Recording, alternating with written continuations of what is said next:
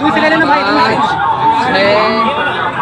7 8 9 10 11 12 13 14 15 16 17 18 19 20 21 22 23 24 number Rinku राजा भैया जो लाए है ओकर करके 25 बाकी बोला 24 साल हो 24 बाकी हमारे रिंकू भैया लाए है ओकर करके 25 है, ठीक है। नमस्कार दोस्तों, स्वागत है हमारे नए वीडियो में। तो दोस्तों, पूनम साहू हमारे छत्तीसगढ़ के फेमस एक्टर हैं, जो कि बहुत ही कम समय में अच्छा मुकाम और अच्छा पहचान बना चुकी है हमारे छत्तीसगढ़ में।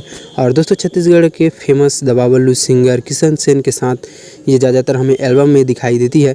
तो दोस्तों, उनका आप लोगों ने बहुत सारे वीडियो देखा होगा और दर्शक भी उनके वीडियो को बहुत ही पसंद करते हैं। साथ ही किशन सेन और पूनम साहू जब एल्बम में साथ दिखाई देते हैं तो लोगों को बहुत ही पसंद करते हैं उनके वीडियो को, उनके एल्बम को।